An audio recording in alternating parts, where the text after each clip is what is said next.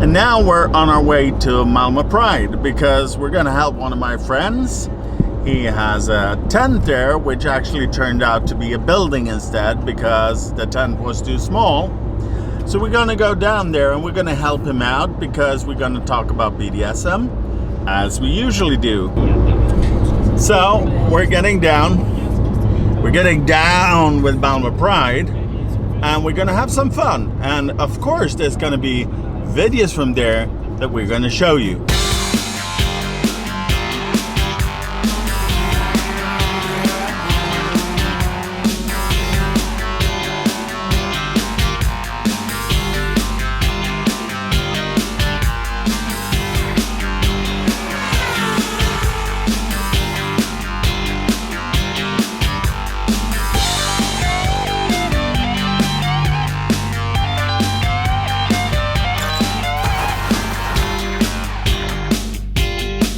The first day at Pride was really great. We had a couple of hiccups. We were supposed to have a tent, but the problem was when we got the tent and we realized there were no floor. So Club Absinthe had to change it all. But that was actually lucky, even if we were unlucky, because we got an indoor venue instead. So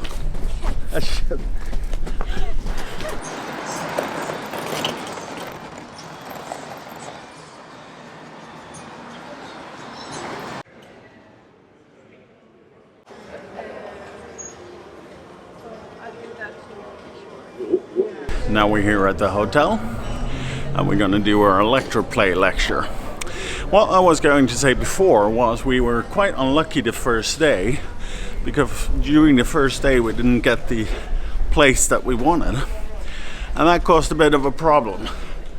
But we had good luck and what we ended up with was an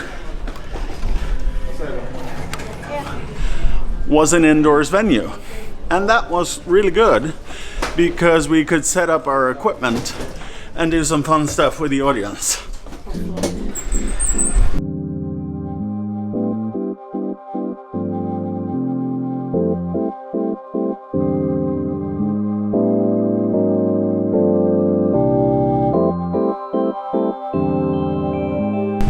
Finally, we're here. We're here in Malmö at Folkets Park, and we're gonna find my friend Renker.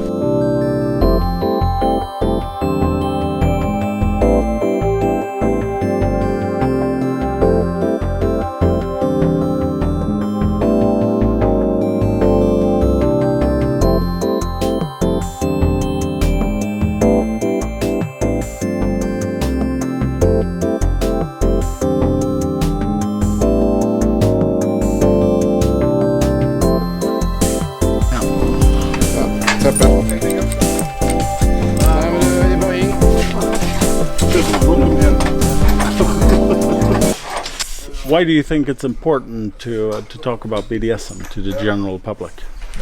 I think I don't really want to say this, but after 50 Shades of Grey, that opened up so much and also gave place to much wrong images of what BDSM is. BDSM isn't like a grey man with a woman and a whip.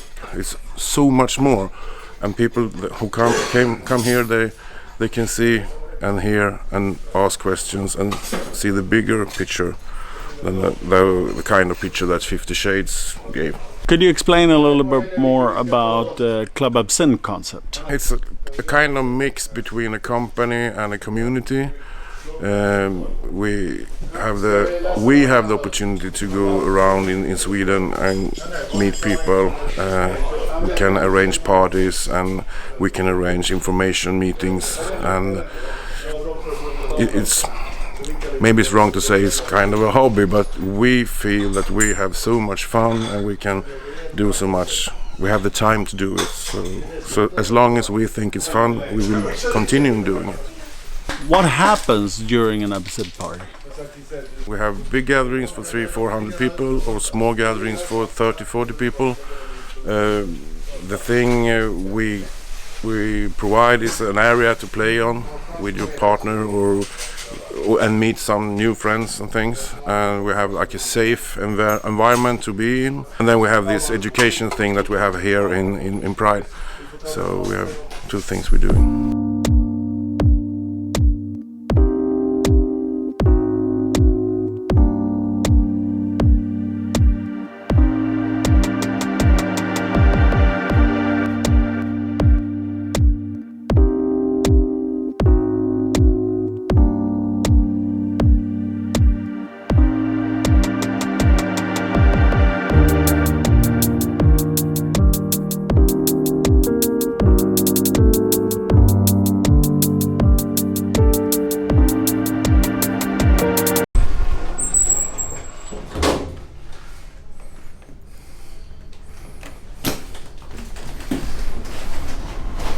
Woo. Oh no!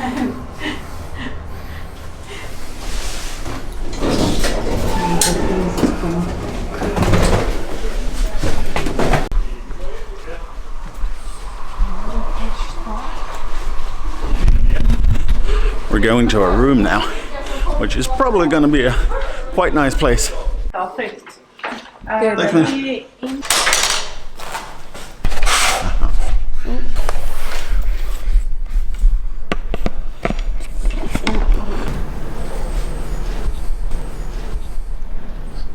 got the car park.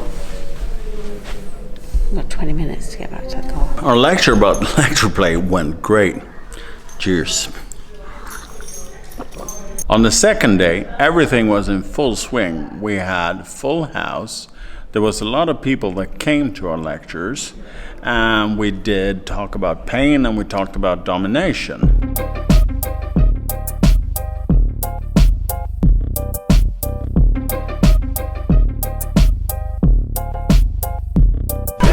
Right now we're preparing for our flogging and our whipping workshop, which we've had a couple of times. We had it yesterday. We did. Was it good? Yeah. And all of these behind me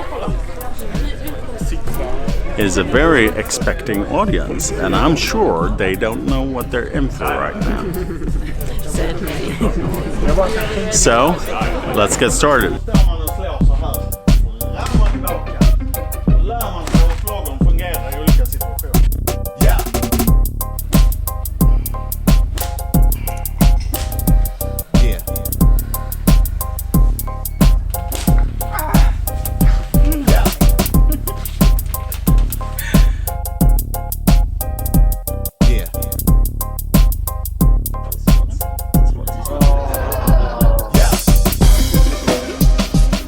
Kan ju säga att du suger, men det är inte...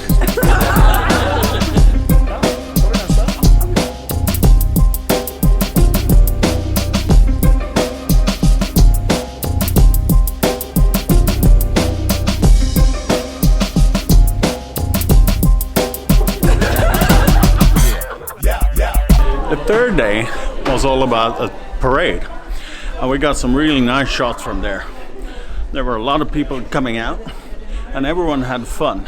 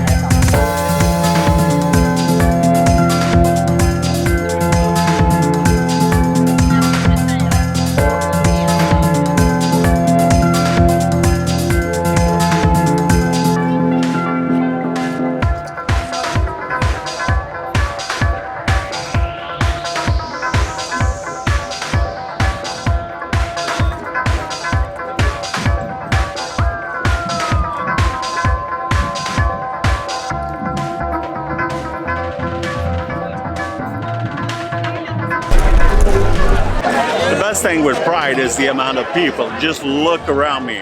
There's people everywhere. There's love in the air. There's community, and everyone is getting together. And that's the most important thing with doing this.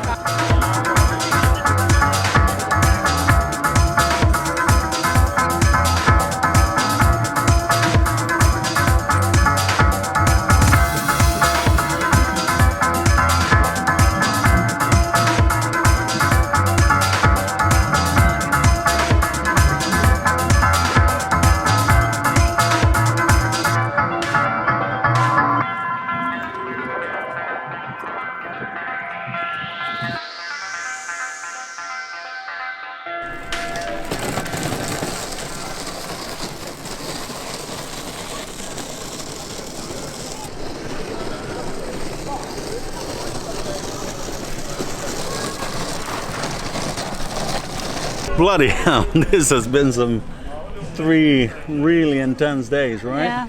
Do you think it's important to inform people about BDSM in different ways? I think so, yeah. I think it's important that we try to eliminate some of the misconceptions that people have. Once they see and understand what we do and feel some of the things that we do, it's like their eyes have been opened. It's, oh, it's not as bad as I thought it was. It's not as hard as I thought it was. It's something I actually like. So yeah, it's good. What's the most memorable moment during these lectures and days? Probably somebody turning the Electroplay on you, which was quite entertaining. Oh yeah, bloody hell, that was a really good one. Thank you, Anastasia. Thank you. I will remember that one. It's always interesting if someone turns the table on you. And you've been tied up as well. That was another fun event. Thank you, Beyond Rope. Thank you. I will repay their favor. Yeah, they were the most memorable parts. You ready to go? Yeah.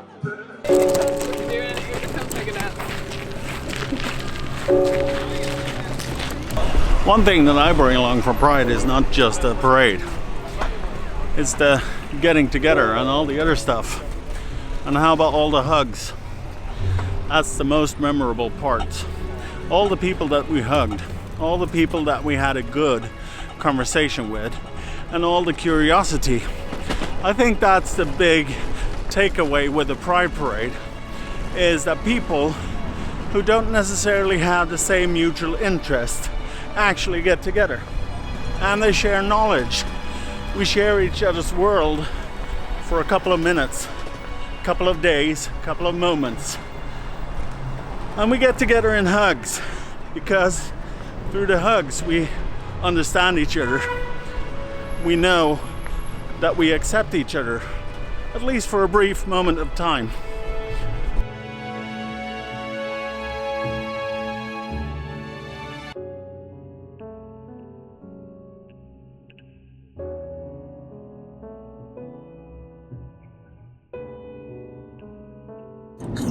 I can definitely say I'm really tired now. We're in the car on our way home now, and you know, it's gonna be a cup of tea and then get into bed as quick as possible. But this has been great in my opinion. See you later.